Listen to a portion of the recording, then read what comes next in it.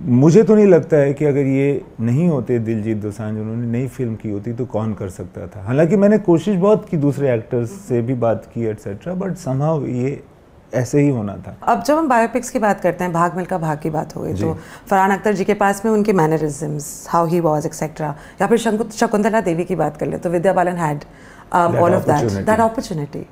यहाँ पे दिलजीत के लिए कौन से चैलेंजेस थे? हाँ, वो ऑब्वियसली जिंदा नहीं है चमकीला, तो हम लोगों ने वीडियोस देखे, जितने भी वीडियोस चमकीला के हैं इंटरनेट पे, लोगों के पास हैं, प्राइवेट वीडियोस हैं, जहाँ जहाँ से हमको मिला over the last 4 years 3 years, जितने भी हम लोगों ने फिल्म बनाने में टाइम लगाया, सारे वीडियोस मेरे ख्याल से मैंने और दिलजीत ने देख ही लिए होंगे। वो उसको कुछ नया मिलता था, कोई फ़ोटो मिल गया तो वो मुझे भेजेगा, मुझे मिला तो मैं उनको भेजता था कि हम उनके मैनरिज्म्स को फॉलो करें।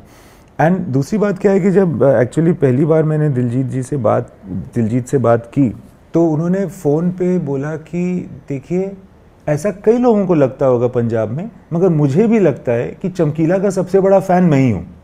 तो उस वजह से तो मैं बहुत इंटरेस्टेड हूँ इस पिक्चर को करने के लिए, बिकॉज तो वो पहले से ही वाकिफ़ थे थोड़ा बहुत, उन्होंने पहले से ही काफ़ी कुछ देख रखा था और उनको पता थी परिस्थिति जहाँ से वो आया है चमकीला, किस तरह से उसकी मतलब हवा क्या है चमकीले की, या उनकी क्या रुतबा है, या लोग कैसे उनको देखते हैं, एंड वीडियोस वगैरह देखे थे। सो ये जो प्रेपरेशन है ना चमकीला प्ले करने की, ये दिलजीत कई डेकेड से कर रहे हैं। He's born to be.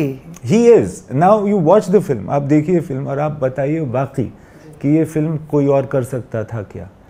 मुझे तो नहीं लगता है कि अगर ये नहीं होते दिलजीत दोसांझ, उन्होंने नई फिल्म की होती तो कौन कर सकता था। हालांकि मैंने कोशिश बहुत की दूसरे एक्टर्स से भी बात की एटसेट्रा, बट समहाउ ये ऐसे ही होना था। Happen to happen. मैं एक्चुअली पूछने वाली थी आपसे कि क्या आपके लिए बहुत इंपॉर्टेंट था कि कोई एक ऐसा एक्टर आए इस प्रोजेक्ट पे जो गा सकता है? जी हाँ, बिल्कुल, बिकॉज हमने ना लाइव रिकॉर्ड किया है, जैसे कि हम सिंक साउंड करते हैं ना, उस तरह से सिंक साउंड में सिंगिंग रिकॉर्ड की है इस पिक्चर के अंदर, जो 400 लोग 300-500 लोग अखाड़ा में खड़े हैं और उसमें कोई गा रहा है, म्यूजिशियंस जो बजा रहे हैं वो दरअसल बजा रहे हैं वही आप पिक्चर में फाइनली सुनने वाले हैं, उसके ऊपर से हमने कुछ नहीं डाला। तो इनकी सिंगिंग, परिणीति की सिंगिंग, इट्स ऑल लाइव।